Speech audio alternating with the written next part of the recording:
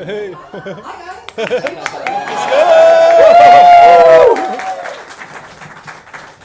Alright, so I'm a digital fashion artist, and as I said before, this is the most asked question I get all the time: what is digital fashion? And it is, as I will explain in my own words, visualizing fashion but with pixels. Of course, these are the three categories I would split it in. So it's a very exciting time because digital fashion is quite a niche, but also a new industry.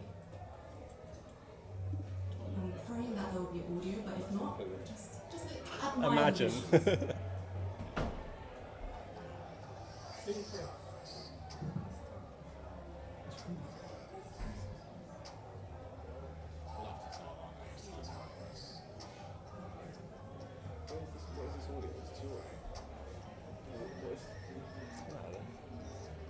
I can hear something. Let's go in on the iPad.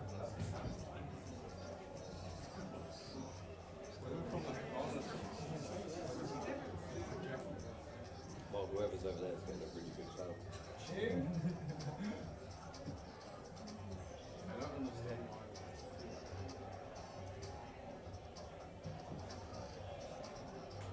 We can test that. Yeah, we do a lot of good luck.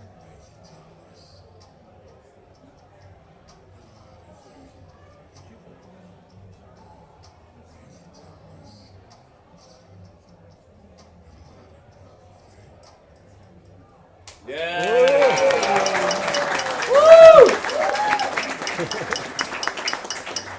Well, it pains me so much that the audio is not there.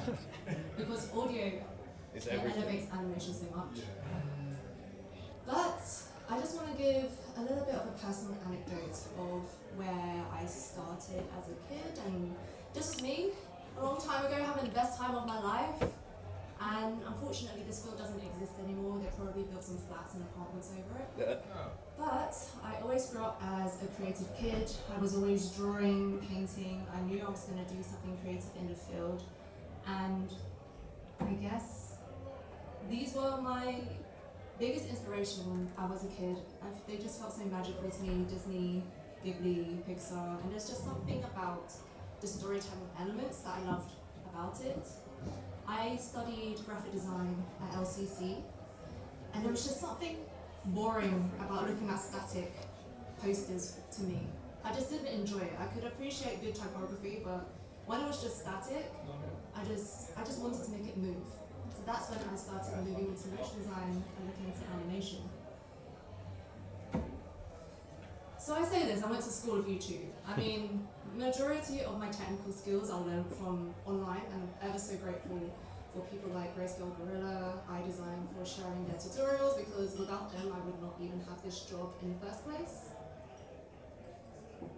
And you can see my graphic design background here with all the Adobe programs. Adobe has taken my life, they've taken my soul, and I can't part with them. I don't know, I'm so deep into Adobe that I'm working with them now.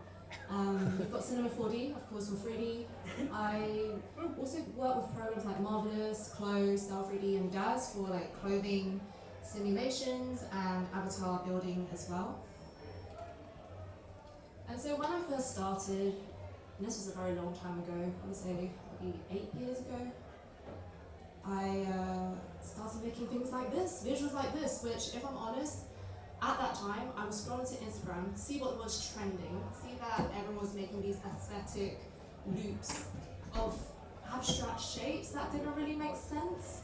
And I thought that was really cool at the time, so I just copied it and started making my own. But I realized after some time that this didn't really represent me as a designer and as an artist. So then I started exploring more of, or diving more into my culture. I think me exploring my British Chinese culture was super important to me. I didn't really see that in the field, especially living in London. And I also didn't really see much female representation, so I felt that the best way for me to see that online was to just make it myself. So I ended up making a lot of things based upon my Chinese culture.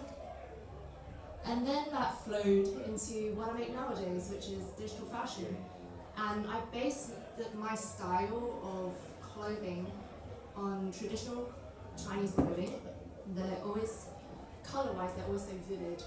They're made out of these beautiful silks. But then I don't just want to recreate traditional clothing, because I don't feel like there's much creativity in that. I wanted to bring something modern, and something that I really like fashion-wise is streetwear. I just love the silhouettes.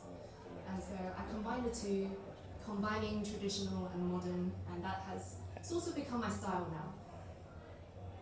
So who am I at the end of the day? I mean, at the beginning of this presentation, I said I'm a digital fashion artist. But I would also describe myself all of these, which I think is great actually, because the more that I develop in my career, the more that I see myself being very multifaceted. I think us as human beings, we have different sides of ourselves. And at times I could be a 3D designer, or I could be a live streamer, which I do every week, or I am a content creator. So I feel like I change my job based upon what I need to do on a daily basis. In terms of the workflow of what I do, it's not straightforward, it is very long.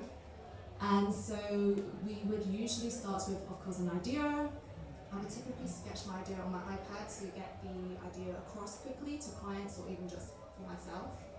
Then we move into DAZ to create avatars, Mixmo for preset animations, Clo 3D, Style 3D, and Marvelous Designer for clothing simulations. And then we get to texturing, with Photoshop, Substance Painter, Illustrator, and then of course Cinema 4D, Blender, Unreal Engine for the world building and rendering.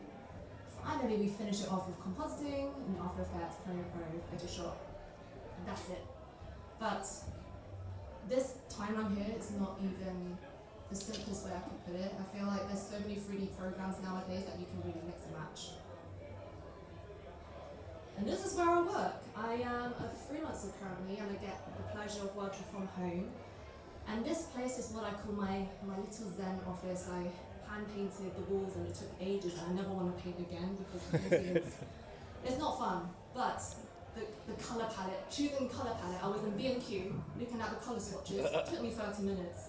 But this green Zen colour, it just really spoke to me. And I think it's important as a designer, where you work is how you shape your ideas. So I really needed a place that felt really calm for me, because work is stressful enough. But I didn't always start like that. This was my previous office in another location. It was a lot more cramped. And I like to show my home office to people sometimes, because what they see now, they think I just came out of university and suddenly had all these 40-inch monitors and the latest tech and the biggest computer with the latest GPU. It didn't always used to be like that. And actually how I really started was like this. And I love it, because that's really how I started. Even just having 2 monitors was like, wow, yeah, this is great. I don't need to work on one screen. So yeah, this was an upgrade from a laptop at least. So 2020, that was a very pivotal year for me, as for many people. But this was the year that I started learning digital fashion. Prior to that, I started in graphic design, moved to motion design, 3D motion design, and then digital fashion. And this was the first ever piece that I've ever made. And it's terrible, it's not amazing, but I actually posted it on social media when I was learning it. I wrote on a post, hi guys, I'm learning digital fashion, this is what I'm learning now. And I had no clue about clothing construction, pattern making, because all of this about fashion, you have to bring real world skills into 3D programs, as you normally would with other 3D programs. So I'm going to talk about more of the process, but this time visually, with what I've been working on recently. This one is a piece that I worked with Adobe on, highlighting their AI capabilities. They said, Stephy, we want you to use AI for concepting, but the theme is all yours. So I thought, okay, I'm going to take Snow White as a theme, but then remix it in my own style.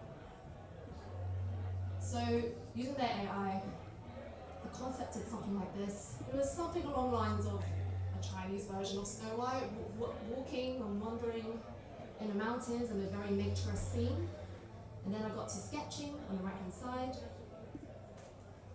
We work in Clo 3D to build the garment. Substance Painter for texturing. and Cinema 4D for building the scene and rendering. And this is how the final look came out. And I just want to show you guys a quick video I create for social media. And I create videos for social media on a weekly basis, but it's just a good idea for you guys to see the process.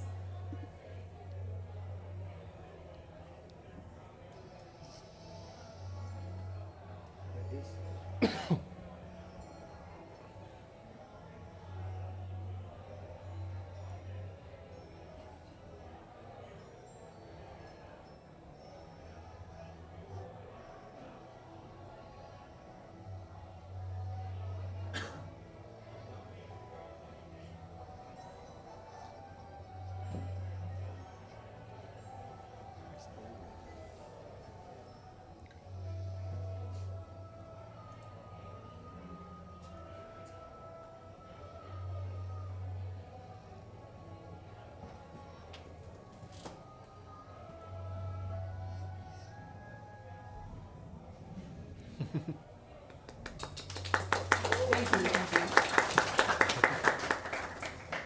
So, I started freelancing about 5 years ago, and that was during the height of NFTs. So we're going to talk about some projects that I got the pleasure of working with for NFTs. And at that time, companies were very interested in the space.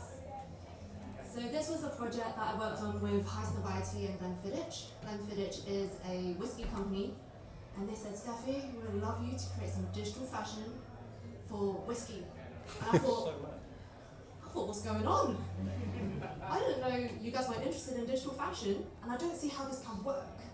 But challenge accepted.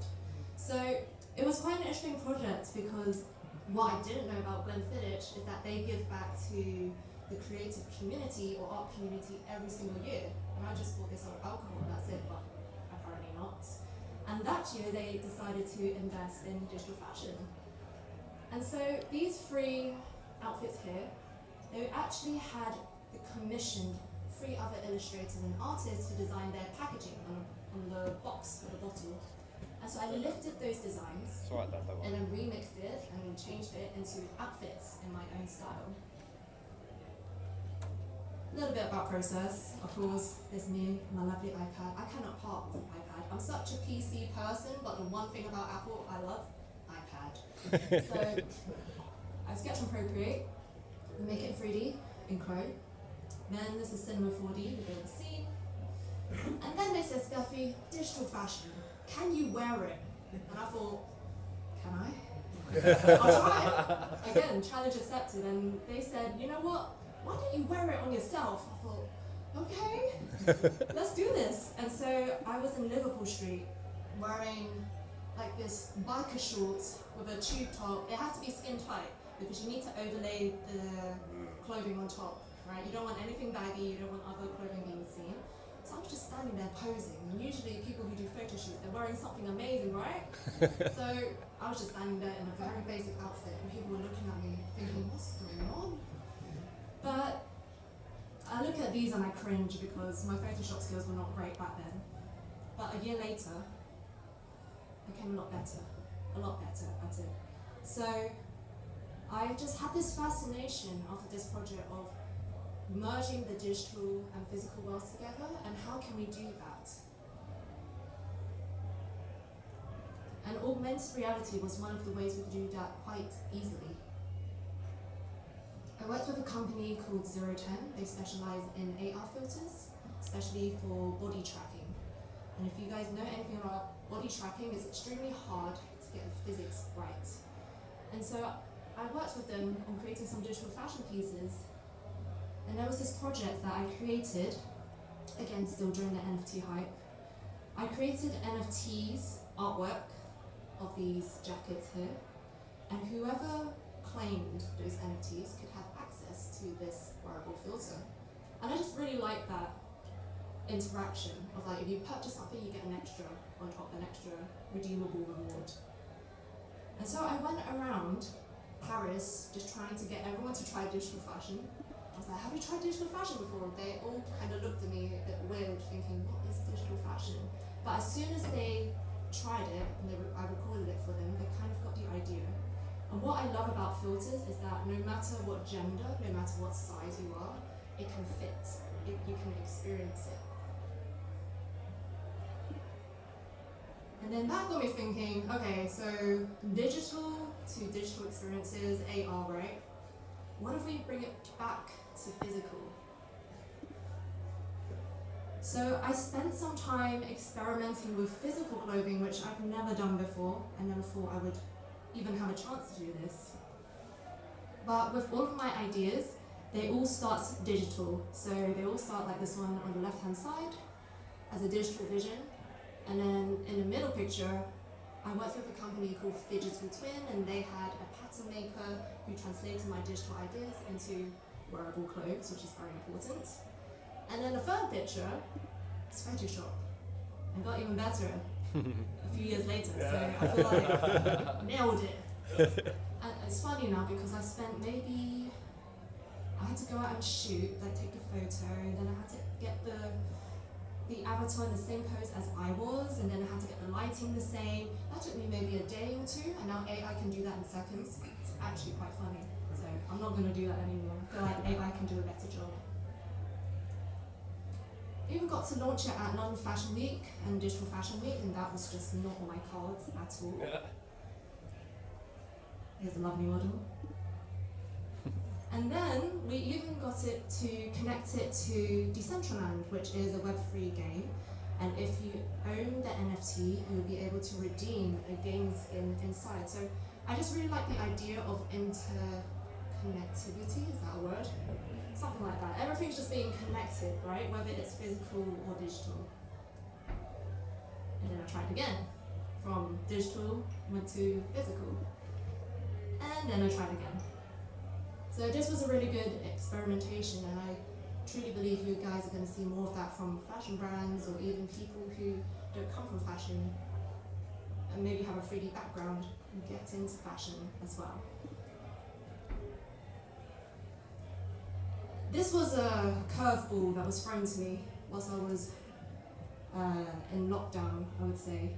I'm in an advert and I never really planned that. So much better with the audio, but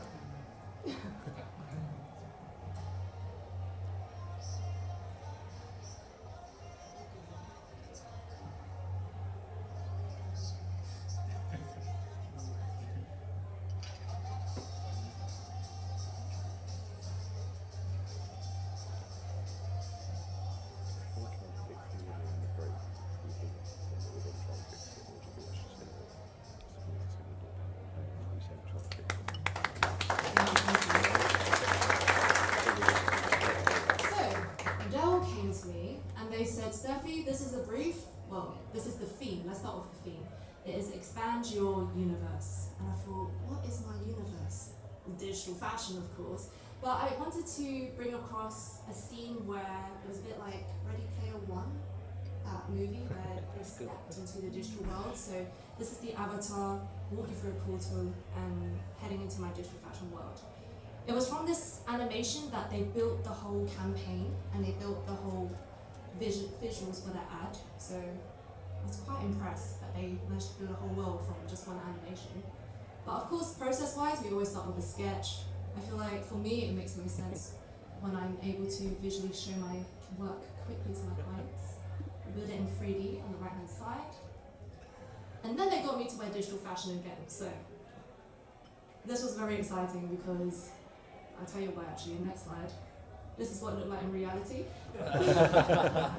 I felt like a roast chicken.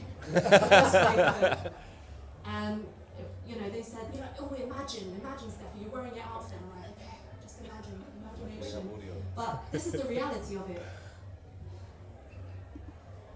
And I got to fly to Bulgaria to be in this virtual production warehouse. They had this massive LED screen which they used for The Mandalorian.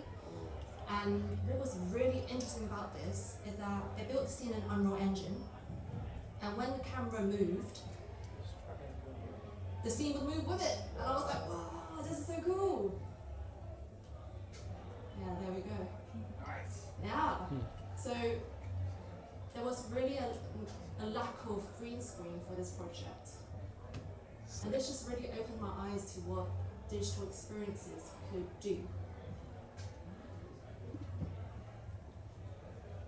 Okay, we're going to move on to immersive experiences, and this is one of my latest projects that I got the opportunity to showcase at Flannels on Oxford Street.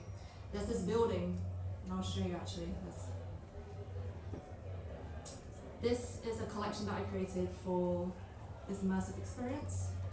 There is a building on Oxford Street which is just filled with screens at the Flannel store. And so one day I was feeling brave. I've seen this building so many times on Oxford Street. I've gone to events there. I decided to email W1, who's in charge of this building. I said, this is my portfolio, this is what I do, can I show digital fashion? And they said, yeah. I'm like, oh, good, let's do it. And I think I just have the audacity to just go for things, and that's how I get opportunities. But I was really surprised that they said yes. And since they said yes, I knew I couldn't do anything too basic, because what I'm so used to is designing for screens, designing for mobile phones, social media, totally different to designing for an experience. So this was the inside, and honestly these photos do not do it justice. You really have to be there. It's kind of like this room, but imagine better. As in, they have screens from ceiling to floor, and the quality is so crisp, and so you were just immersed in it. That's one thing I love about immersive experiences like VR, but with virtual reality you're so isolated. Like everyone here needs a virtual headset, right? But with this, everyone can experience it together, and you don't need a headset to do that. So I started this concept off with yin and yang, and what that is basically two opposing energies that need each other to balance out. So we're thinking about light and dark, hot and cold, you need each other, right? So I decided to sketch out my idea here, and then we built it in Cologne. Now what I wanted to do for this project is work with motion capture, which I've never done before. But because I'm working with animation and motion capture, I had to simplify my outfits a lot, which saddened me because I love adding accessories, I love adding details, but when it comes to animation like that, you really have to think about optimizing it for movement. And so I decided to make 6 outfits. And I decided to make them green and purple because with yin and yang you typically see the black and white, but I didn't want to be basic. I just wanted to do something different. So green and purple ended up to be the color palette here. And these are the final looks. And so with this project, we'll get to the motion capture part soon, but I also got to experience sculpting, which I've never really done before. And actually, have anybody tried Nomad Sculpt? No. Okay. ZBrush? Yeah. More there, okay.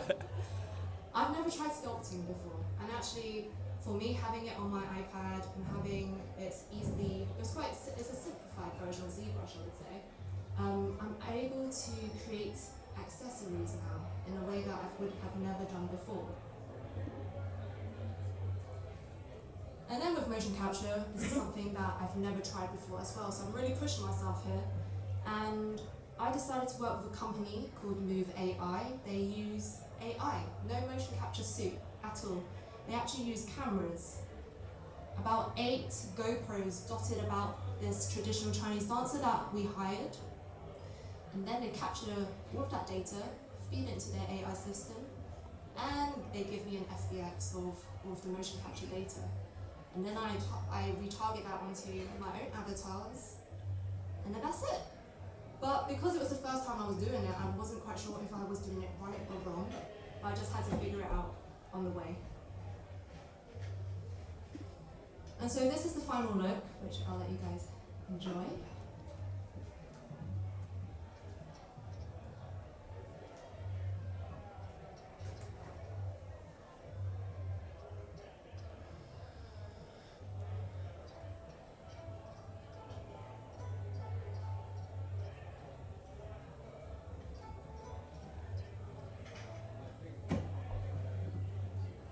And then we had an opening night. Thank you.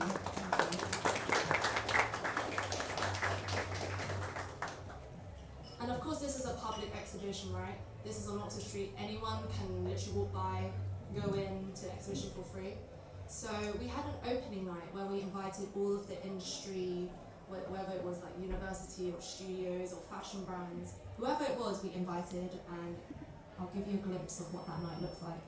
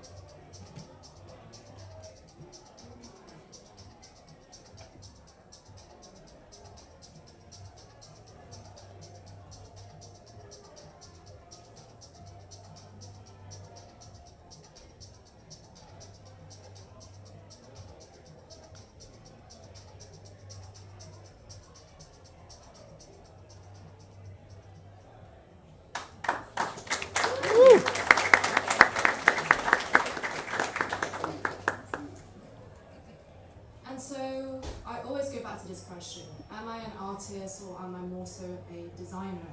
And I feel like since I came from a design background, that's how I started off. But now I go deeper into my career, I feel more and more like an artist with a design background. But most of all, I'm also a content creator, which means I create a lot of content. And because I create a lot of content, I've become a really good video editor as well. So every single week, I make some sort of content that goes into my channels. And because I post on my social media channels, I've had the pleasure of working with brands like these. I'm just going to show you guys a little snapshot of some of these brand collaborations that I've had the pleasure of working with. And this one was with Jack Daniels and Coca-Cola. They said the theme, Stephy, summer playlist.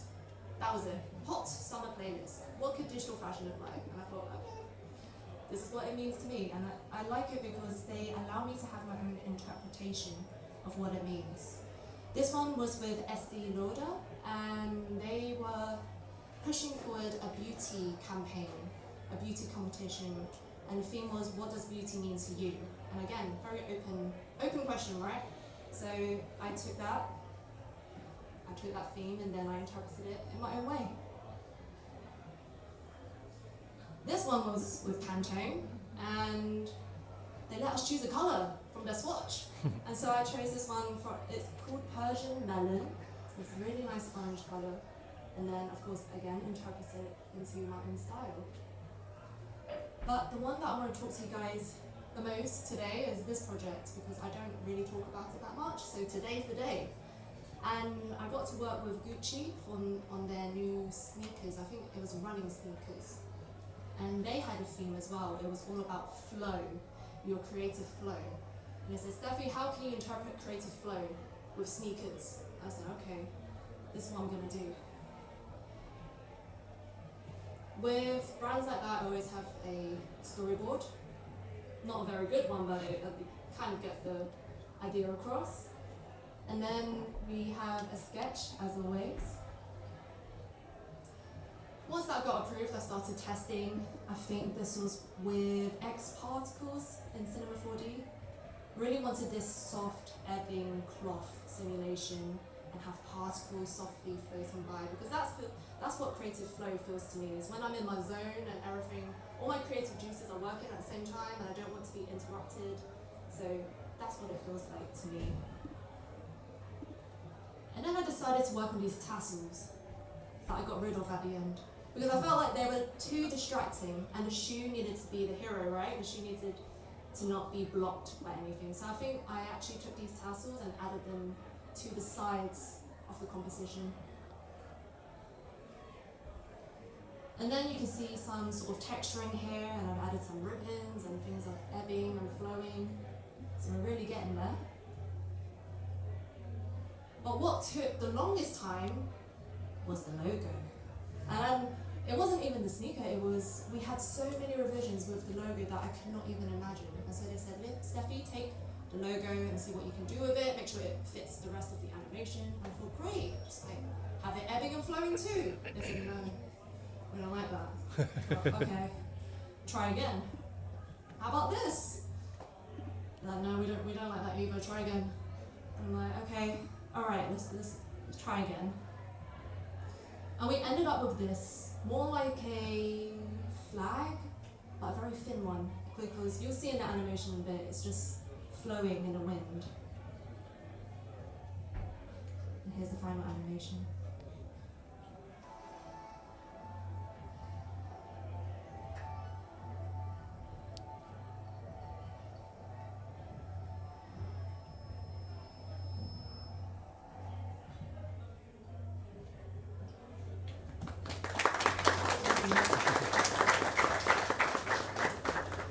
And so we go back a little bit of who am I, or what type of designer am I? And I'm an educator, and I think it comes from being a self-taught designer. As I said before, I'm so grateful to the people who spend their free time filming a tutorial, uploading it to YouTube, and then it's essentially free education, right? So I also feel inclined to do that myself, and I also really enjoy it. So since COVID, I started streaming on Twitch, which is something I never planned to do either. But I think during COVID, I was so isolated and lonely, I just needed people to talk to. And so I ended up going on Twitch and showing my process, and people have been joining, and some of you guys in the room have come to my streams. And we just hang out and we just design together. I've also got a YouTube channel, and I'm basically copying the people who have taught me. I feel like there needs to be more people getting into digital fashion. There are a lot of fashion designers who don't have the 3D skills, or there's a lot of 3D designers who don't have the fashion skills, and I feel like I can be the bridge to help people understand both elements better. Yeah. And of course I've got Patreon, for those who want to take this seriously. Because I just told someone in the room, I started an Unreal Engine YouTube tutorial. It's got like 10 parts. I'm like, yeah, I'm gonna be an Unreal Master. I stopped halfway. I was gonna get back to it. It's been a few months now, so I have huge admirations for people who film tutorials, and it also takes a lot to get through a tutorial, so it needs work on both parts. At the end of the day, I am a workaholic. I feel like I am the bottom picture. I feel like my brain's constantly on. I'm thinking about social media, thinking about what to post next, thinking about my client work, thinking about why I should stop working and actually have a social life sometimes. So I just feel like right now I'm always balancing, always trying to balance work, family, social. It always feels like that all the time. I'm sure you guys can relate. But I end up being like this most of the time. I'm such a go-getter, and I take every opportunity, which this year I'm trying to say no. Trying to say no to opportunities and actually take more control of my time and actually not focus all of my time on work. But because I'm such a go-getter, I've managed to be listed on Forbes, and this is probably my biggest accolade right now. It just feels really nice to be recognized. Yeah! Woo!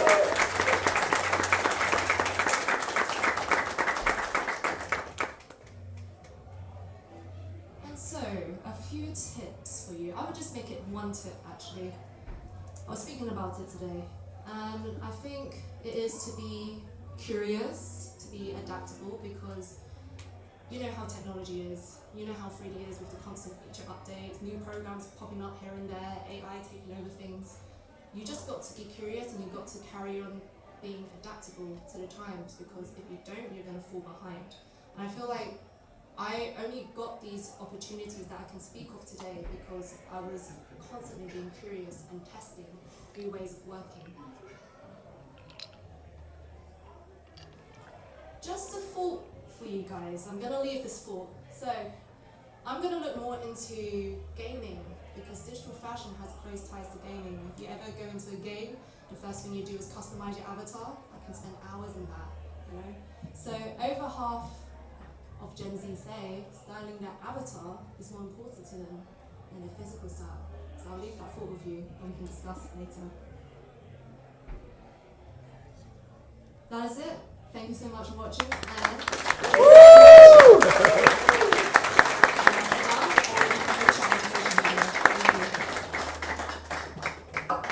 I mean, come on, do it one more time. Now, we're going to take 5 questions just because of technical difficulties, so we're running a little bit behind. I'm just going to point at people, so if you've got a question, raise your hand. You're going to have to shout it because I'm not going to run the mic to you. And Stephy has only got a limited time as well. Once we get through those questions, you know, we'll get to the next part. Now, I've already got a hand up at the front. What's your question? Do you know what? I will run the mic. Hello, I'm a motion designer from Ravensbourne, and today I came in with my peers. We actually have an event coming up with W1 Curates in a few weeks on the immersive experiences. If you could give us an advice, what would it be? That's a great question. So in W1, again, it's an encased room. You've got screens on all sides, right? The difficulty I had was I'm so used to designing for one screen, mobile phone, social media, TV screen, whatever, right? In that space, you need to consider where people are going to stand. Because if I'm standing here and the animation's happening over there, they're going to miss it. So you need to make sure you have something happening, or you have something guiding them so they know where to look. Otherwise, it can be a hit or miss.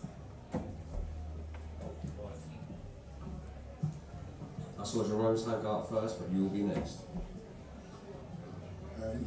So this was a question about, well, when I was at your W1 Curates event, I had such an interesting conversation with your mother, and she's such a nice lady, by the way. And she was talking about the period when we was transitioning from working to becoming a freelancer, and like, you know, some of the, you know, the struggles you were having, like mindset-wise. I'd just like for you to talk about that, and how you adapted to working freelance. Great question. I was working in Selfridges as a motion designer before COVID hit. And it was a great place. I think Selfridges is one of the best luxury department stores for creativity out of all of them. But working in that place, I just felt like I wasn't creatively fulfilled. And that's when I started creating work outside of work. So after my 9 to 5, I would get back home and I'd just start creating. And then I realized, oh, maybe I should, if I'm not happy in my full-time job, maybe I could become a freelancer and actually create work that I am happy with. So what I did was save up for 6 months. 6 months worth of salary, just in case. Yeah, they call it just in case, right? Just in case fund. And I said, I'm gonna give myself 6 months and see if this works out. But before I even left the company, I made sure I contacted studios, I was networking, I went to these networking events as well, because this creative industry is all about who you know, right?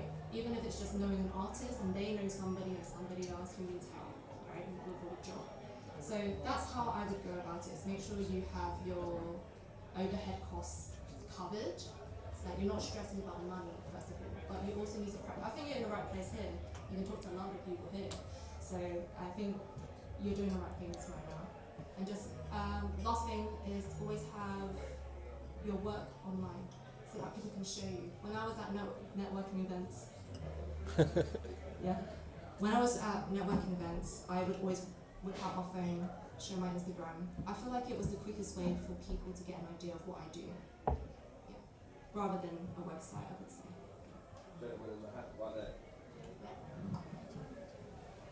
Thank you. You said you are a big fan of sketching on iPad previously, but on some of the pictures I saw you also use a graphic tablet with your PC set up. So why so, and how do you use it, and started you using the graphic tablet? So the reason I would use my iPad, situations like these, is portable, right? And when I go on holiday or when I go on a trip, I can bring that with me. With my Wacom tablet, I cannot.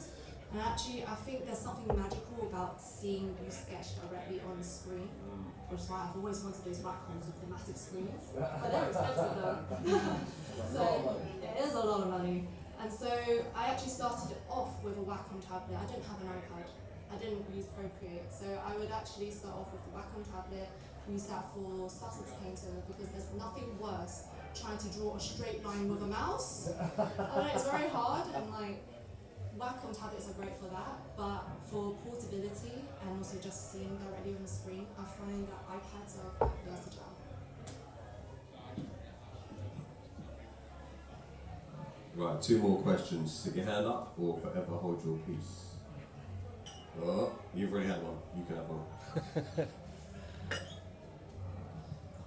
Hey, with the W1 project that you did, how did the opportunity come about to get the Chinese dancers involved, to get the motion capture involved?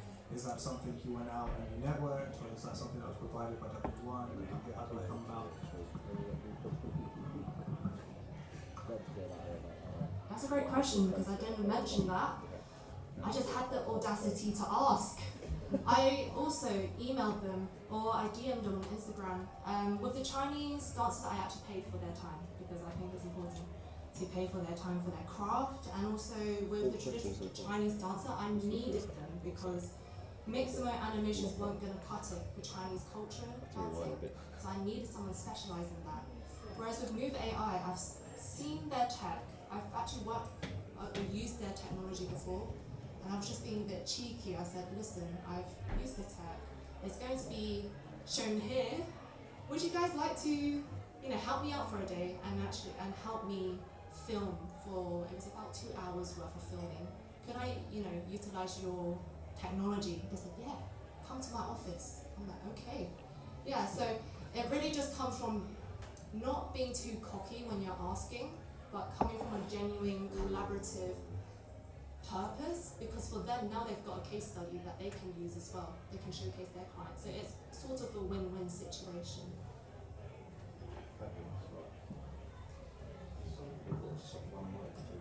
Right, one more question. Anyone? Alright, fair enough. It's the only hand in the room, so. The rest of you, disappointed. What helped you conceptualize your ideas clearly into digital fashion? What helped you conceptualize your ideas clearly into digital fashion? What helped me conceptualize my digital fashion into 3D? My ideas into digital fashion. Ooh.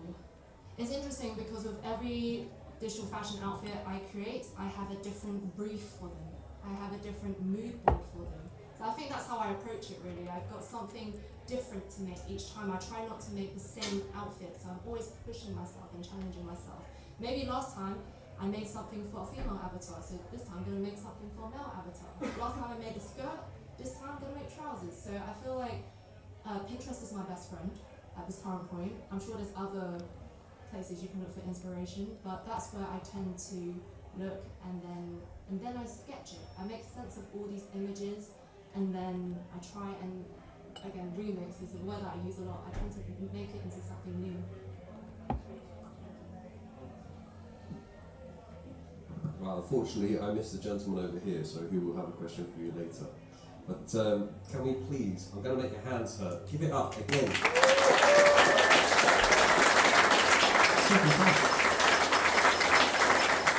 Right, so thankfully we have a little break for the moment.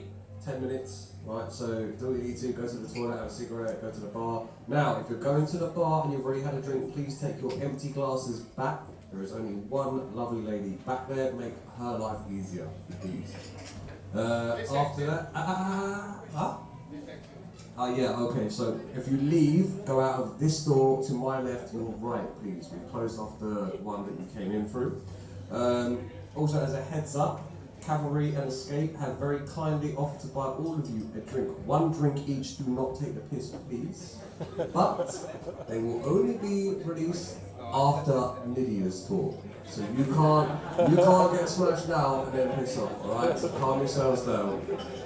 Outside of that, I mean that's pretty much it. You've got 10 minutes, so do what you need to do, alright? Yeah.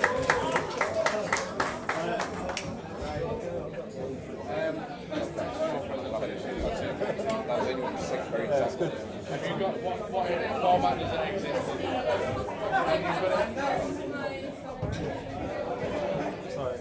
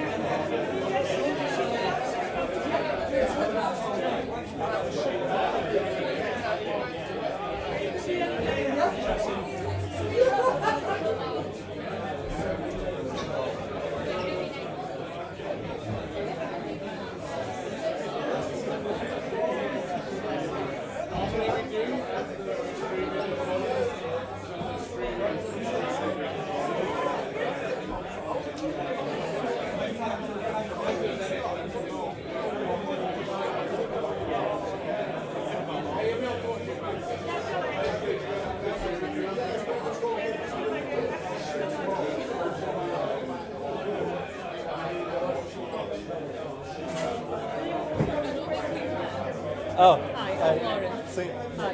How are you? You've not met before? No, I didn't. Yeah. I saw you in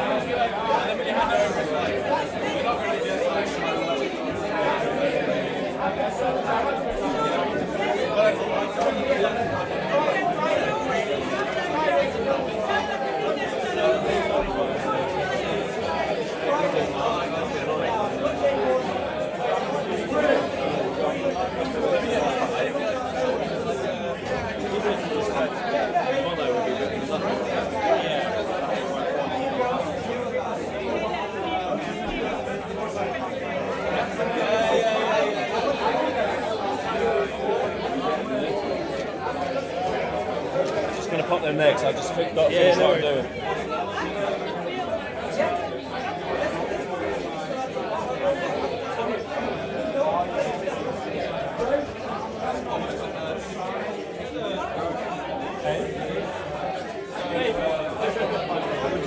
We're just seeing if we can make it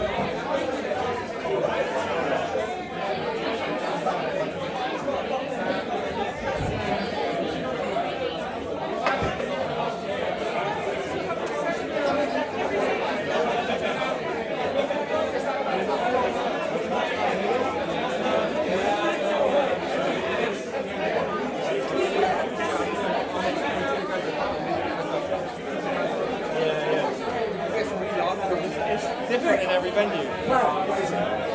We're sorting it. We've got we just might have to move the laptop.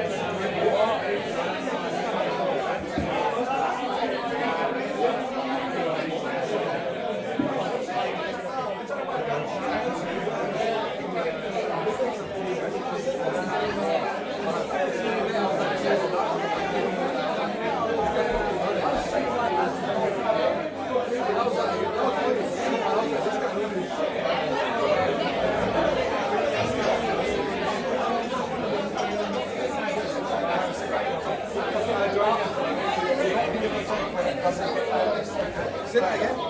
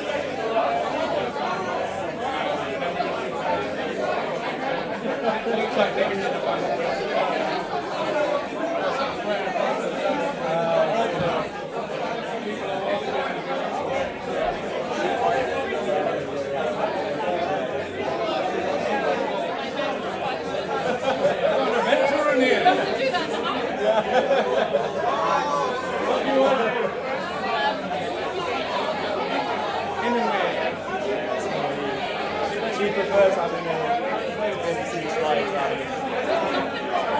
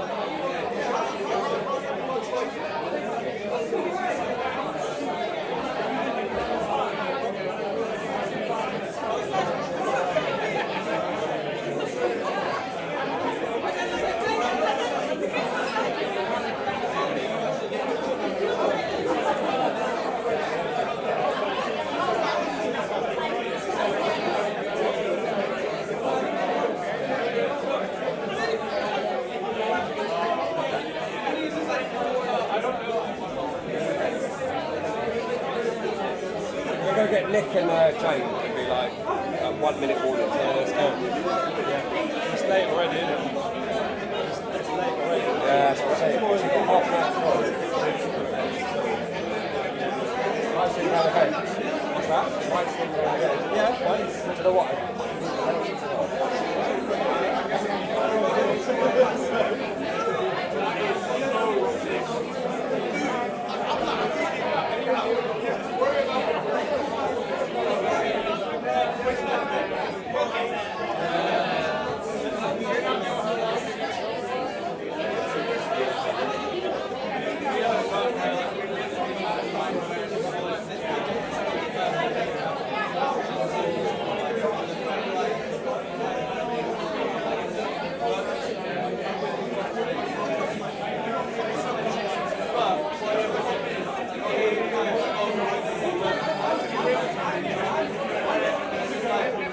You ready?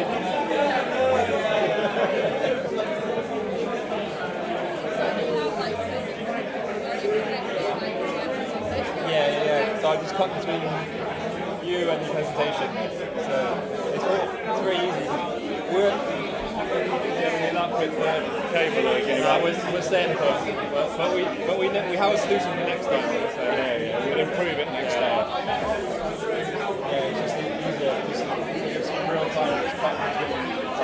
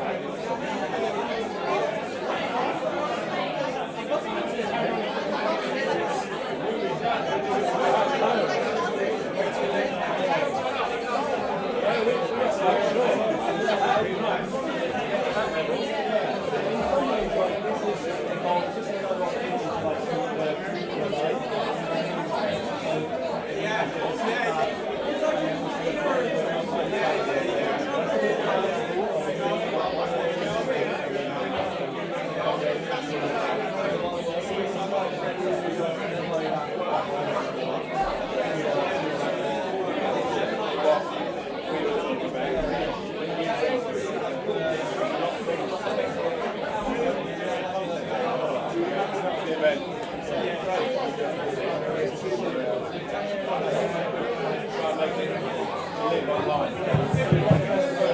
Right, you have. Let me stand over here so we don't get through that. You have 2 minutes. 2 minutes. Get your drinks in, find your seats again. We will be starting up in 2 more minutes. If I have to say it again, I will absolutely go straight. 2 more minutes. They already sat down, that's fine.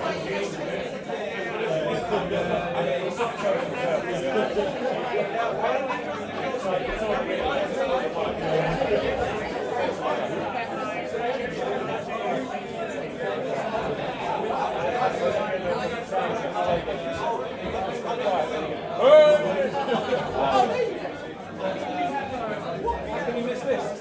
Well, that's what I'm asking myself. It might be a little bit light. Big damage to your eyesight. Eyesight, everything. 2 minutes, 8:47 to start.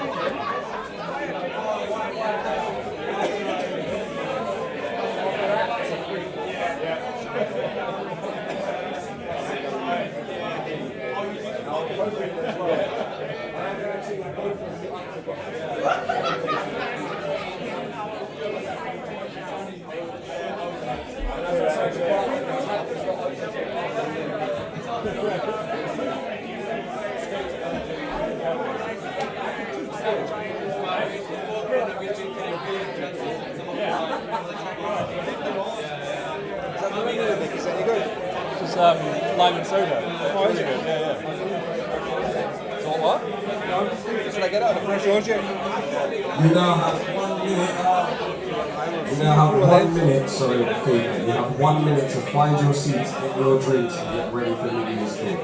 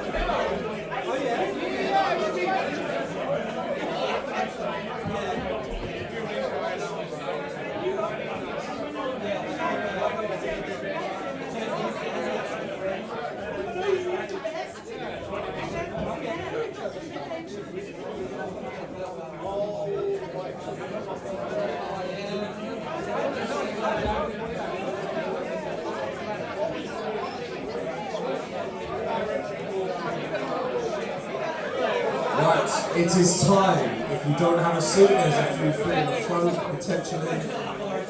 We're about to get started again, so please quieten it down.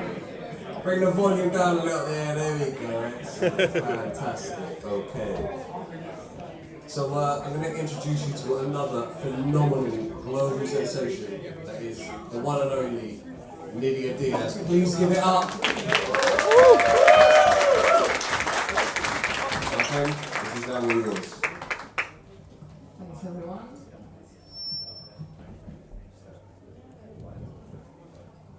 Yeah, first things first, I'll obviously like to thank everyone for being here and for the London Motion team to have me here. To start things off, obviously, I'm just gonna do the real, get it done, just get it out of the way.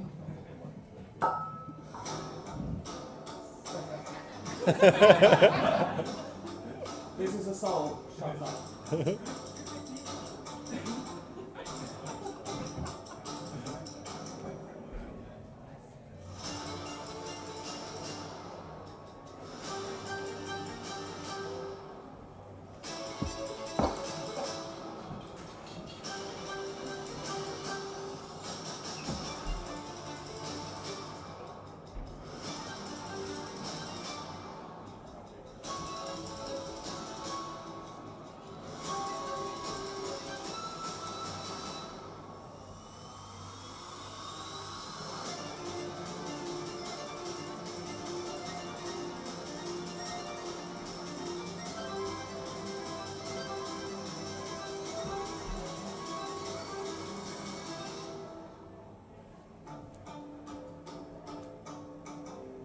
Thank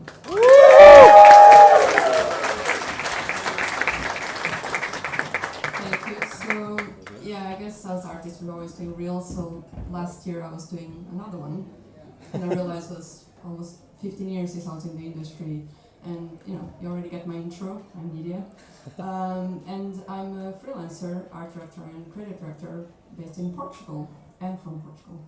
But a bit like Steph, I'm not just one thing. I have many hats, and some of them more than others.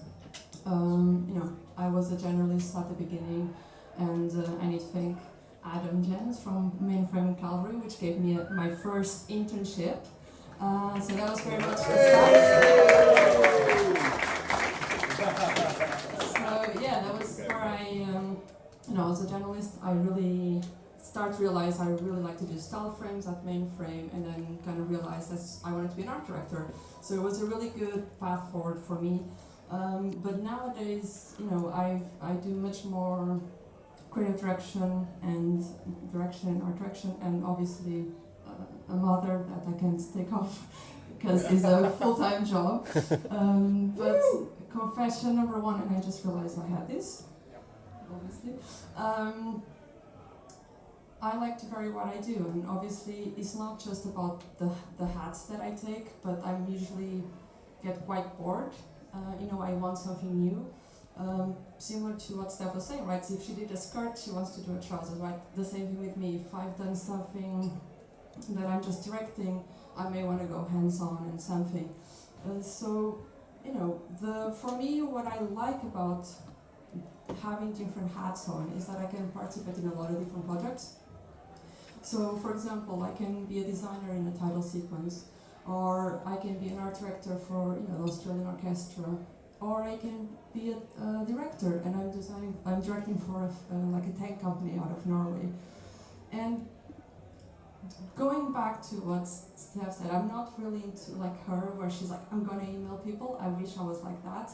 But I do know, for example, as a quick fact, that Joyce, that was the director of the semi-permanent titles, she did the same. She actually emails me permanent and be like, hey, can I do the titles? And they said yes. So, that's a really good thing to have here. So this is probably the biggest confession, I think, is that I'm an introvert. It's easy to think that because I've done a few talks and things like that I'm actually like super extrovert, and it's really hard for me to be speaking in front of so much people. But I do love sharing, the background and talking with people. And more recently, I've actually started also talking more at universities. I think it's really important to showcase to the students what can be done, because when I was starting, it was like YouTube, I went online and it was not much information, right? So I really tried to be that. But the biggest thing that I'm talking about why I'm an introvert is I'm a creative director. So it's really weird that I'm an introvert, but then I spend most of my time talking. But I think because it's work, it's different, I just focus on it. And I didn't know I wanted to be a creative director. Like I said, when I started at Mainframe and realized style frames was my thing, I wanted to be an art director, that was it.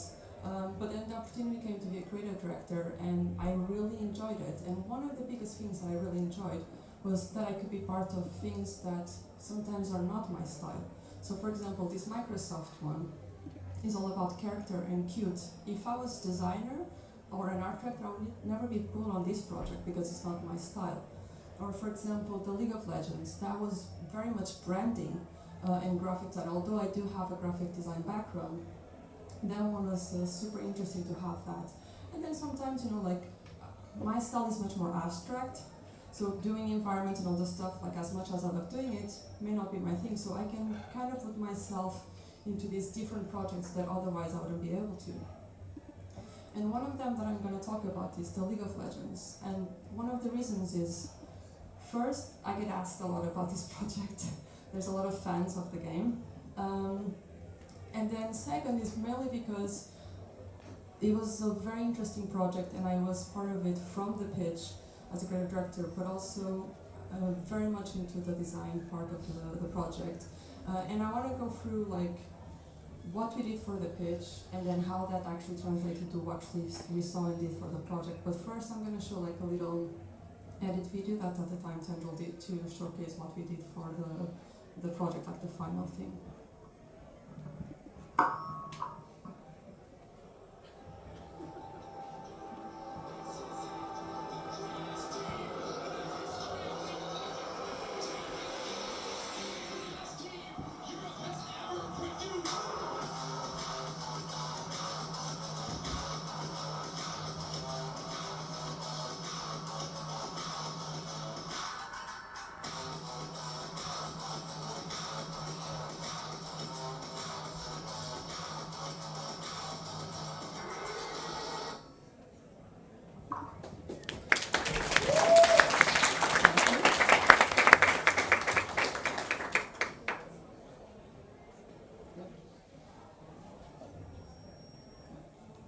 So when we got asked to pitch for this project at Tendril, and at the time I was freelancing with them as a creative director, they came to us and other studios to pitch, and they wanted, visuals for the game, the esport, the competition.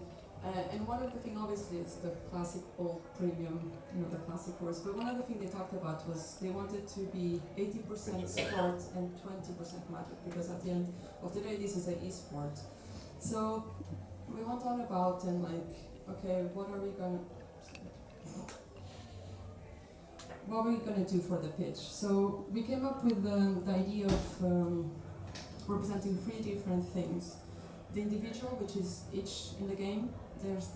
Each team member is very important, they have their own role. Then you have the collective, which is the whole team. And then those 20% magic, right, that was about the game, part of the game. So for the individual, it was all about, they also wanted flags, and we're like, okay, how can we work and create different type of flags? So we were exploring for the pitch, how does the individual flags look like? And as we're thinking of how do we combine them to the collective, there was this idea of instead of one single flag that had different graphics on it, we're just going to make a flag out of flags, because it's the individuals are part of this team. So we were exploring different things, and at the time, each team has their own colors. So we were trying to get those in there to this is team A, team B, and I'm not a massive fan of the game, and 3 years ago I knew everything about the game for this, but now I don't. And for the magic, we obviously, 3D wasn't supposed to be such a big part on this, obviously the flags, but we had to create a brand system and everything that goes into it. So we were like, okay, how can we minimize how much the magic have, because they have a lot of characters, and one of them is the dragon, which I think is called Baron.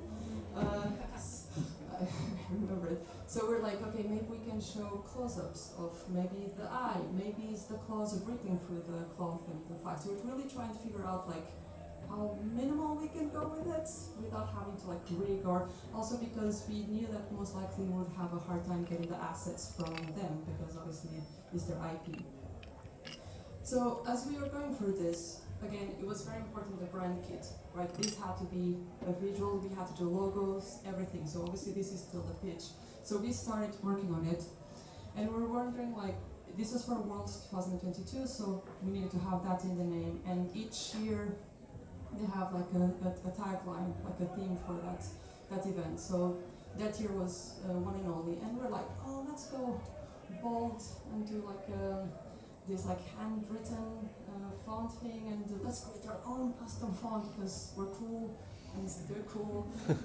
So we're playing with those, and then obviously as we're finishing the pitch, we're like, cool, we have everything separate, but it needs to be a system. So we're quickly just photoshopping things to show how they could be. So we're starting to be like, look, you can do a modular system, and team versus team, let's do the tug of war, and it's with a cloth, the headlines are in the cloth, and the athlete just gets wrapped around the cloth and things like that. So we're trying to figure this out, how to make it look like we knew what we're pitching for. But in reality, we did win the pitch, obviously, because otherwise I would have been talking about it. But there was feedback, so we won, but they had comments, and one of them, they thought our colors were too poppy, too saturated, too flashy. The type, they thought that it needed to be more bold and sporty. And they thought that we didn't thought very thoroughly through our design system and how everything would work in the actual thing. So we started to then do some research on fonts, how the flags are actually made, normal flags, how they are organized, what colors each team and sections have, so we could still understand this. And as we were working on this, and as much as I'm the one talking here, obviously this was a big team, and I brought in the director, Adam Brandon, because he's really good. And we were working with the design, and we had to do the typography worlds, but we also had to use the League of Legends logo. So there was a bit of constraints, and we're like, how can we do this? So I showed this reference to the director, because this is branding that for a Portuguese school, design school, and I always liked how versatile their logo was and how modular it was. So, you know, they had animation, they were using it, so we're like, okay, can we do the same to our logo? So as we start playing with the logo, once we contain it, it was much easier because obviously we had the type, but their logo was really different. It wasn't blocky, and every time we're trying to use it without being in a square or without something around it, it just felt like floating, or it never felt balanced. So we started, this obviously is the end logo, we went through different iterations, and you know, we went to the point where we're getting little things like from this logo into here. Like, so there's a lot of details that obviously went through this, and this was a very long project. And I think we were working on this a year prior to the actual event.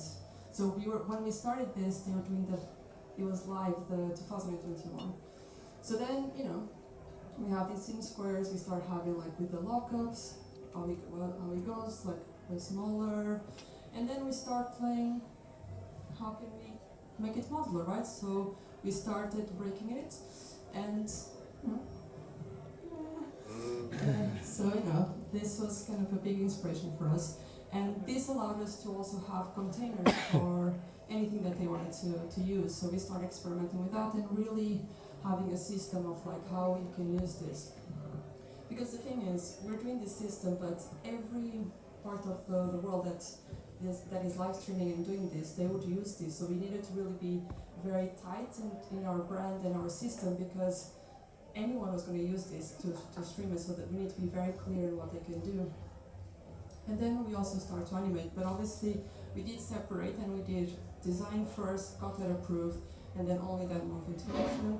But it was also interesting how not only it was very flexible for us to create all of these brand design language, but it was also allowed us to also have a motive for the animations. So you can see it still works, it still moves within like a grid, within this kind of pixel grid. So we done the logo, all great. We had this idea, but obviously there's so much more that goes into it. There's color, there's a lot of things for the visual system. So as we were going through the colors, we had, fortunately for us, people in the team that were very big fans of the game. So they were helping us, does this work, does this make sense? And so we wanted to use the black and white, and then we wanted to go for 2 colors. So we were also trying to find in the game, where could we find those colors? And it was important for us to name the colors as they were from the game. So the names for the people that actually know the game, they will understand this. I don't remember now what they are from, but they are part of the game. And then from there, we started to like really make that very clear brand guidelines. And again, I started as a graphic designer, moved into this to motion, and it was nice to go back to have to think about all of the little details and systems and how much color you use in each round of the game. And then how does that combine into everything else that it needs to show? We'll get it in a bit. And how does that apply when we have 3D in the back? Do we put the colors in the cloth or not? So we started to really dig into this. And then came the part that we did the pitch, which was the 3D, right? So this was almost like an add-on, to be honest, where the biggest chunk of the project was actually all of the graphic and the branding and all of the thinking behind. And then once that was all decided, we can start doing these small little like 3D versions to add into it, because we didn't want it to just be a 2D thing. So we did the main one, and then we did small ones as well. and then combine them with typography, with the different colors, and you're like, where's the magic? So we went for a foggy world again. I think the client wasn't very happy with just showing parts and all the stuff, so we decided to go foggy and a bit more abstract. And then here says toolkitable because the thing is, we had to create, and that was very painful, After Effects system. So if Team A was playing with Team B, they needed to replace those colors and the logos. If it was the first round where there's X amount of teams, they needed to be there. So we had to hack After Effects. And then we did what you've seen in the pitch, where it was the tug of war and this idea of transitions for ripping, that came from the pitch. It was just now we had the brand and the brand colors, but a lot from the pitch ideas were there. We just had to polish it, really. And then we put it all together, and this is kind of one of the main things that was in between the lives. And it was really interesting, again, back to Steph, it's always good to see your thing out in the world. A lot of times you do things for social. Here was great, I was, again, don't know anything about the game, and I was looking at the live stream, so I could see our things being used in their massive screens, and it was shown on Times Square, so it was really interesting, really. And confession number 3, and I'm gonna go back to Steph. She loves drawing, Procreate. I'm terrible at drawing. So it's, again, I'm an introvert, but I'm a creative director, and I'm terrible at drawing. And you'd be like, you're saying that, but behold. I am very bad at drawing. I like drawing, but I'm doing much more abstract stuff. So when it comes to actually representing ideas, I'm terrible. I'm much more of drawing, writing notes, very much mind notes, and then doing those thumb sketches just to have quick ideas. And the thing is, the reason I'm showing my terrible drawings, because obviously it's also live streamed to the YouTube, so everyone will is because again, we have these preconceptions that, I can't draw, I can't be a designer, or I can't be an artist, and I think we should always find ways to, think about how can we express our ideas. And so I'm going to show a project that I did last year with Stillworks. And the reason I'm going to show it is, one, again, there was no drawings involved. It was really just mood boards, concepting and things like that. And also the idea of even as a studio, with Stillworks was important to create self-initiated work. So I'm going to show first the result, and then we'll talk about the ideas behind it.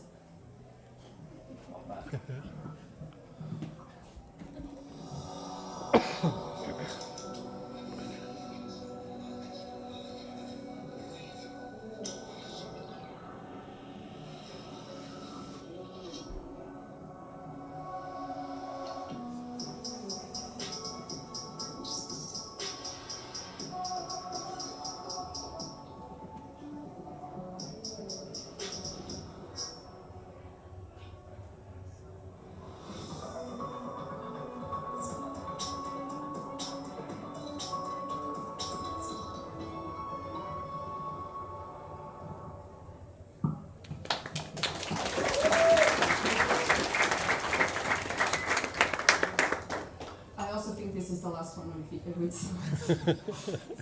It's okay, I'm right here. So when I was working as a freelance creative director at Stillworks, it was interesting for me to go from studios like Tendril that are big to a very small studio, and for me it was a challenge. It was a good challenge.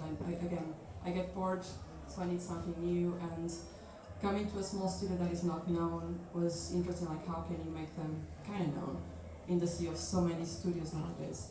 One of the things as a small studio that I realize you get a lot when you're kind of not known is you get clients maybe reaching out to you, but they're like, cool, we're a tech company, have you done tech? And I'm like, no, but we can do it. So they're like, can you show us? It's like, yeah, sure, okay. So in between projects we decided, because we kept on having these requests where people were like, oh, we like your work, but you don't have anything that is tech. So we decided to do our own personal studio project to show them we can do tech. But as we're thinking about what we're gonna do, we didn't want to just download a model of an iPhone or something that existed. We wanted to create our own thing. So we went through product design and thinking, and as me and Nidia were talking about this, I was like, I really like the idea of the analog, right? Everything now is just a screen. A phone is just mainly a screen. Can we have something physical into it? So, and we were both really reminiscing on when the iPod came out, right? It was such a big thing when it came out. So that was our big inspiration, is like, what would it be now, the new iPod, if it came out, right? If it was a new product, what would we want on it?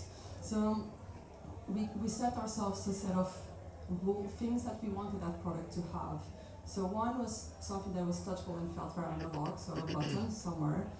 We wanted it to be a speaker. We're like, okay, if you're at a party and you want to show some music or something, so we needed to have something to hold it. And that was interesting because as soon as we said that, we realized, oh, the speaker can be there. You start thinking as a product designer.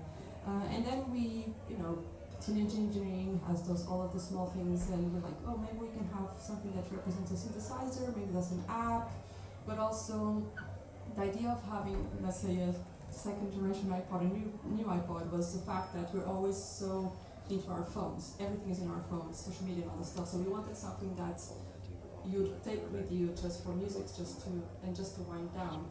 And wanted something that was more for like a headspace thing, like something that the screen would go into full gradient mode, and you could just almost do this headspace breathing and relaxing and just focusing on it.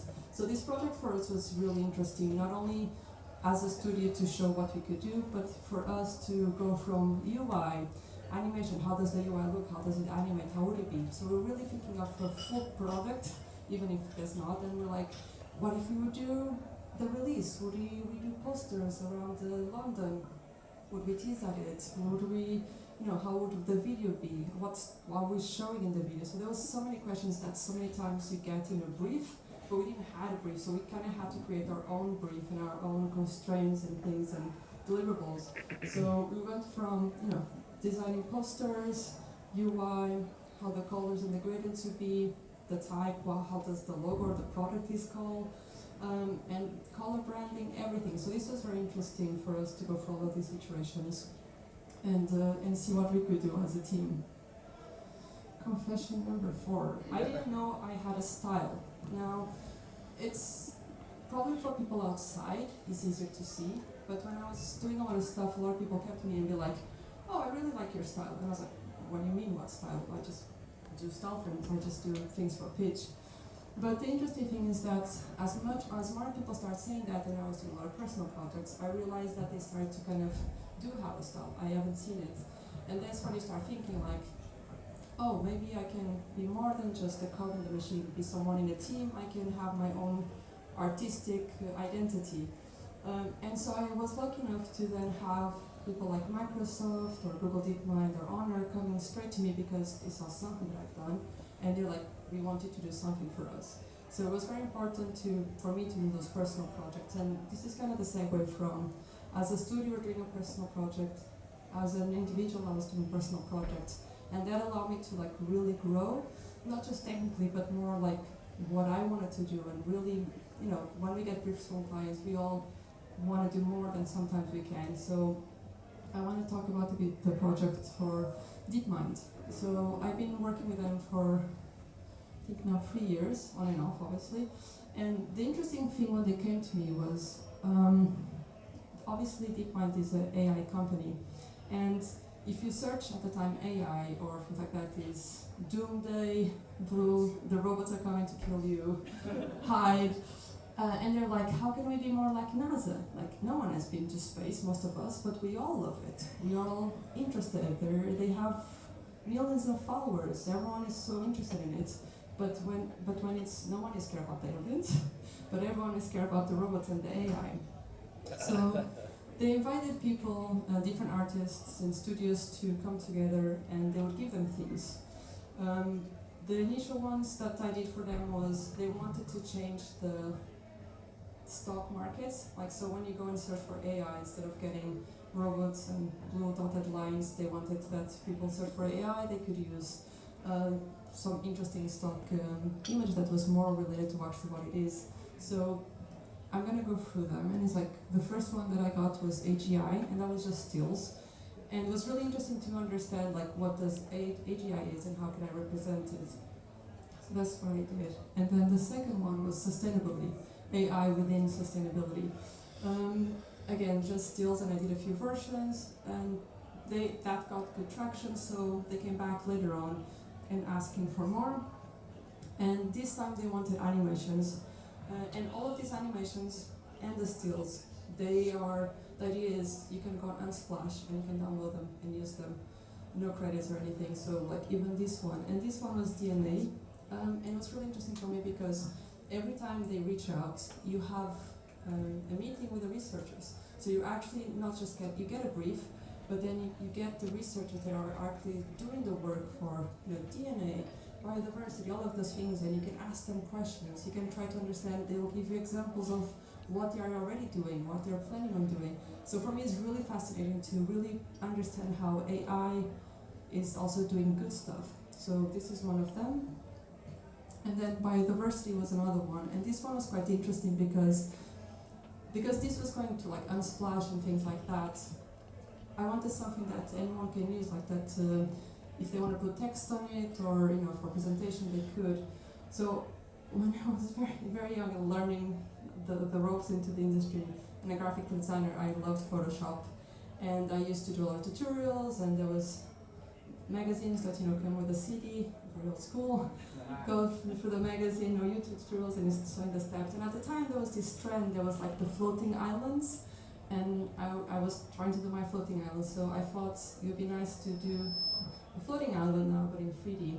And the biodiversity thing was interesting is, the things that AI does is nowadays they put cameras, let's say on Amazon, and they will take pictures for the month, and then someone goes picks that camera, plugs it into the computer, and then manually has to go and see, like every time you trigger, was it a false alarm? Was it actually an animal? What was it? Which type of it?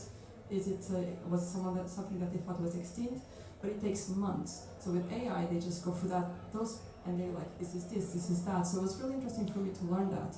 And then recently, last year, they came to me to do a video for fusion energy. So that one was really interesting because this was no longer just about doing stock, but was about representing these ideas of things that they're actually doing, so they can show up at presentations. And here, this one was much more specific. Like they use magnets, they use a thing called tokamak, and I'm getting an expert in AI now. And even the shape had to be very specific because in fusion, the shape is very important, and how long this lasts. And it's interesting because this lasts like 2 seconds, but they're getting very big advance on it. So for me, it was really interesting to like get called for this kind of stuff.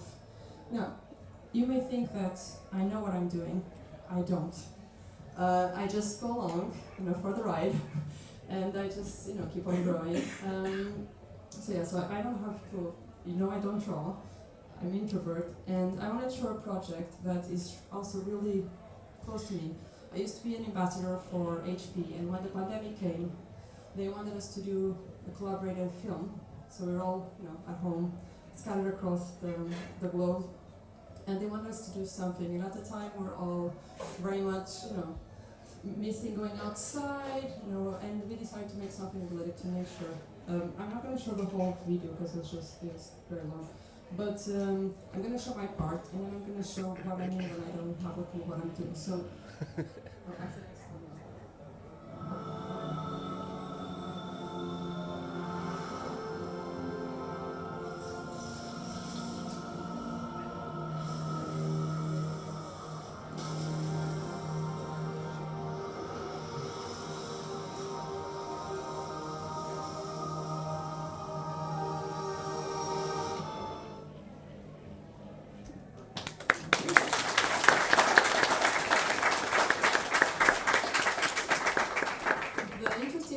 project was that the way that we decided to do this collaboration was we decided on an order between the artists, and then I'll get the last frame from the previous person and the first frame from the next one, and I'll try to do something for it. So the last frame from the previous artist was G-Monk, which was, for me, was like, I really like G-Monk, and it's like, oh my god, I have to do a frame that transitions from his, and, you know, talking to him, and he was sending me his VDBs for his cloud things, and then this one was from Jody, like a National Geographic photographer with a lot of awards, so it was a lot of things. But one of the things when I did this project that a lot of people kept on asking me, how did I do this shot? The first was, is it Houdini?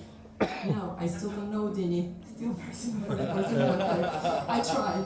So, at the time, the iPhone had came out, and there was these macro shots, you can film it with iPhone, look, it's a tutorial, this was done from the ad, you can do it yourself. I was like, yes! No. You cannot do it yourself, that was all a lie. So I was like, these people know nothing about it. I'm gonna do my own version. So get a proper camera, I mean Fuji, not a proper camera, and I just put stuff into it. In there, after that tutorial, I put glitter. Yeah. A lot of glitter, and then I got this.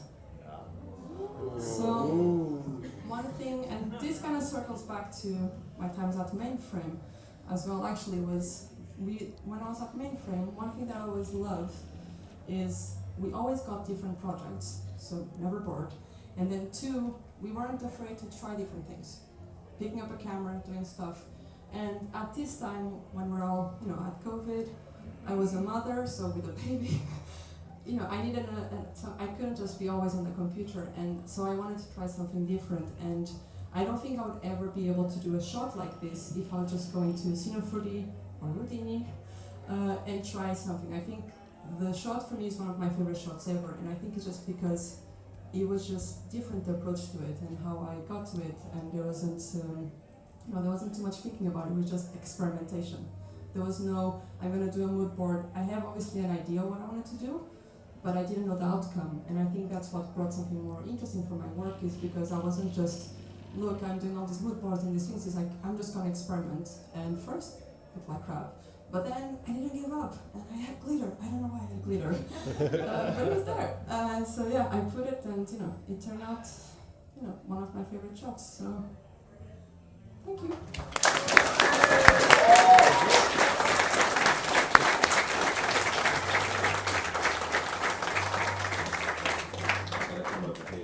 Avoid the feedback. Right, 5 questions. Hands up, or one right at the back. Okay, he was first. So. So what, why don't you come to me? I'm not doing this whole like rigmarole of getting all the way to the back. Right, excellent. Right, here you go, here's the mic. Oh, what a genius. He's famous now. There we go. I think that it's kind of a combined question that, you know, how do you move from being a pixel pusher, so basically a person on production and actually doing a lot of things hands-on, to be actually a creative director? And the second one is there is a little bit tied to that, is that how do you pass your vision to the people that you are directing? So people that are going to be on hands-on, Cinema 4G, Houdini or whatever, how do you actually pass your direction and your vision to those people? Thank you, great questions. So for the being hands-on to creative director, one, the fact that it helps me in a way being freelance, and like I said, having different hats. I like going between. If I did a lot of creative direction, I may like to be hands-on next.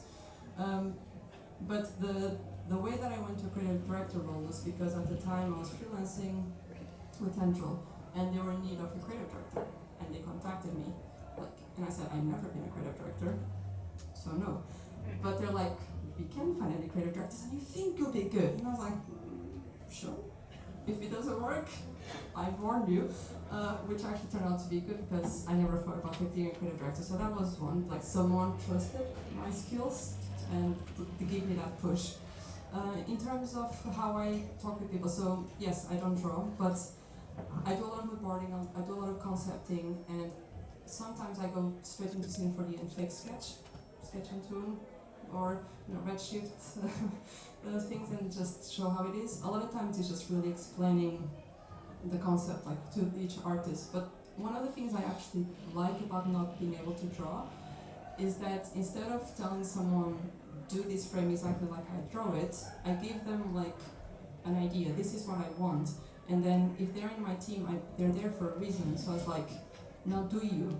And they do their own take on my idea. So I think that's why a lot of the projects end up being turning nice, not because I'm directing it, but I think we need to think that it's the whole team behind it. And so a lot of times each artist brings their own personality to it, and I think that's, for me, is the biggest thing. That was very wholesome, wasn't it?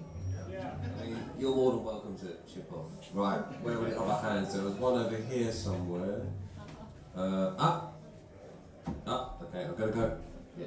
You get your time, don't worry. Hi, I'm Ruby. I'm 13 years League of Legends player. I play every day.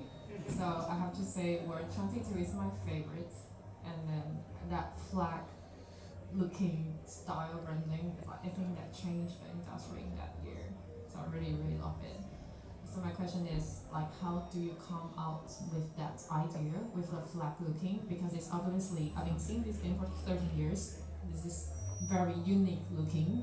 And how did you work with Riot? I think they have very specific like branding and looking. How do you convince them? I'm sorry for the feedback. Yeah, thanks. Yes, to be honest, when we were doing the pitch and we won, then we went into the design phase. They were very much testing us. Like, we needed to come up with the design, because usually they go to more like branding agencies, right? And this year as well, they were like, let's try something different. I think that was good because, they went to a 3D company rather than a branding agency. The flags, I think it came from them that they wanted to use flags per se, but on the pitch we're like, how can we make something more interesting, right? And there was the idea of like, we know that it's very important in the game that each person has their own, function on the team, right? Everyone is very important. So for us was, how do we highlight that individuality, but together, that's, alone you can't play the game, but as a team you win. And that's when we start having this idea of like the mixed flags. But I agree, not that I'm saying that Marvel was the best thing ever, but for us was how can we bring the tendril 3D style into a more branding world. So we really had to figure that out. And to be fair, working with Riot was actually pretty nice.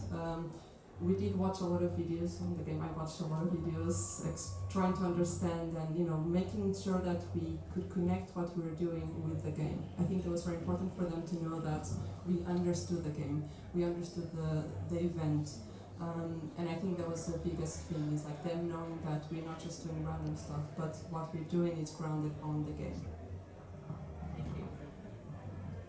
I think Jawade, you're next. I want to see 2 more hands after this. Hi. Quick question. How do you, as a mother, as a parent, how do you find time to balance work, spending time with your kids, creating for yourself, being there? How do you go about that? Very good question. So I have one son, he's 5 years old now. The thing is, one, I had to really stop being a workaholic. That was before I would just work. So I had to start defining times. I work from this time to this time. And that was a bit hard initially with like working with Canada or US, right? It's before I would shift a bit my times. Now I had to be like, I can only work these hours. So that was something that I had to also learn myself. Interestingly, by the fact that I know that I can only work those hours, I got more productive. Because after that, if my son is home, there's no time to be around on the computer. As for personal projects, to be honest, I'm just so tired at the end of the day. There's no more personal projects. Now I try to do them either I'm at still working, like, hey, let's do a studio project, or if I'm in between freelance, like if I'm finishing a contract and then I'm starting one, I may be like, okay, can I push that a week or two? So then I have, while my son is in preschool, I can have that time to do personal projects. But it did change, obviously, a lot. But I think it's very rewarding either way, having my son. So it's just a different style. You just learn to be more healthy in terms of your relation with work and outside work. So now it's much more clear one thing and the other, and before they were just mushed together. 2 more. One that was fun.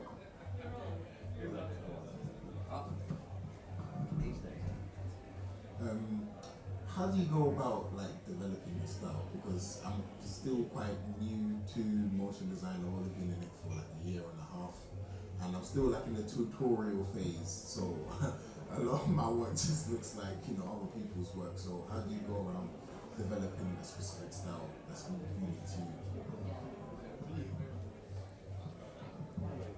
That's a great question. One thing that I think I never tell people, but similar to Steph showing this was my inspiration. So when I was actually studying graphic design, I wanted to do music posters. I don't know, I thought I was cool enough to do that.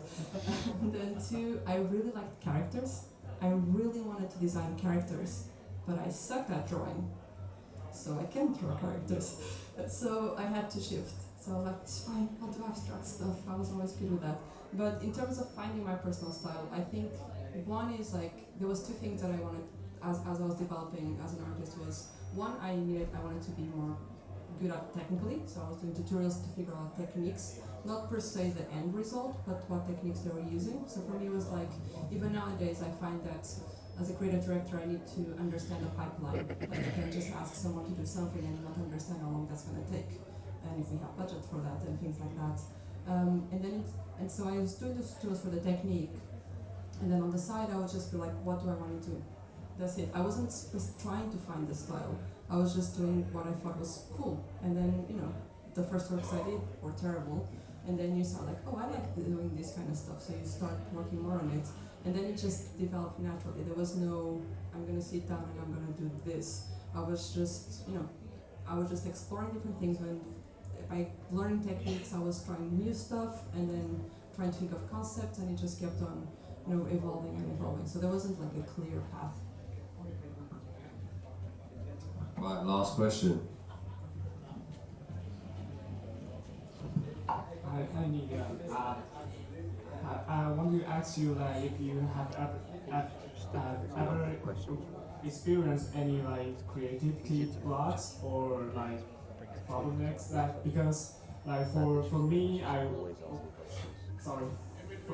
me I work in a motion design company for 3 years, and most of my work is for tech company laptops and products. And after I quit, and then I try to create more personal project, but I found myself that I stuck creating new things, and I'm quite used to do those tech companies and gaming stuff, but now I kind of struggle with it. And do you have any advice on how you surpass it? Thank you. Again, sorry for the feedback. I think one of the things is you putting too much pressure on you to create something for the public. So obviously nowadays it's everything about social media, and there's this idea that we need to produce for social media, but you should really be creating for you. So a lot of the stuff that I've done when I was starting out was for me, it wasn't for social, and a lot of the projects never even saw the day of light because I just ended up not liking them. And some of them I would revisit a year later and have a very fresh perspective and do something out of it. So one, I don't think we should pressure ourselves to put things on social media. The art should create it for you, not for everyone else. It becomes later that people will appreciate what you do. And then when I was doing my personal projects, like I said, either I'm oh, I really want to do this, how can I, I've seen this before filmed, or how can I recreate that, so I'll just go into more diving into the technique. But a lot of times I'll do it like a studio project, I try to create myself a brief, right? What's my goal, what do I want to create, and then also put myself a deadline, because otherwise I'll never finish it. And then I'll just, go about it, but again, without pressure. If I didn't like it, scrap it, just find something else. And I think that we live very much nowadays in the social media thing, and I think don't have that as much as before, those daily renders and things like that. But for me, it was always important the concept rather than the end result. So I take longer to think of what's the concept I want to do. Is there a main objective to it? And then I start working on it, and then I'll go into mood boards. Like I don't go in and open Cinema4D and look at it. It's like, come idea, get something out of it. Like that doesn't work. But like you as well, I still have creative block. Like I don't think we're supposed to, like as a click of a thing, have an idea. And the other day I'm working on a project as well for approval now, and I was like, oh yeah, let's do this, and then it's not working, and I wasn't getting it. Then my husband was talking, was like, you're very quiet. I was like, I think I'm coming up with an idea now. So, so it's just, it's not supposed to just come when you're at the computer. And I think a lot of us just sit there and we go on Pinterest, I do the same. I go into this Pinterest, Behance, Instagram, try to find inspiration, but sometimes the ideas came when you're outside the computer. Like I said, this time we were just driving, and I was like, yeah, that may work. And I was like, we're talking about it, let me focus. So I think for me is get outside the house, go do something, go to the museum, do something, and then if an idea comes, write it down. But don't push yourself to be at the computer and get an idea, because I think everyone will just get frustrated, and we think that that's very revolting. But maybe that's not the day to create. Maybe it's the day to do something else, and another day is the day to create. Thank you.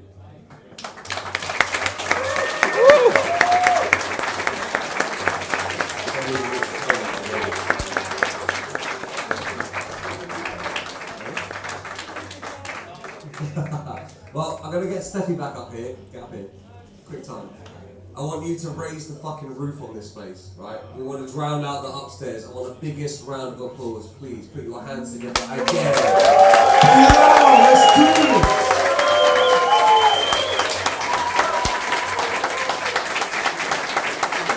Yes! Two powerhouses in the house. What an evening. Epic. Now, the bathtub will be open. That's one drink each. Do not take the fucking piss. And also, please be mindful of the fact there are only so many. I think it's one bar staff. So take it in turns. Don't rinse it. If you have empty glasses, let's be human. Let's take them back to the bar. Let's make sure that we're being a little bit nice and tidy, please. Great job, man. You guys don't have to say it, but you I'm along tomorrow. I would also love to shout out the fact that these two phenomenal women have been here. I mean, if you want to put your hands together again, do it. I don't really mind.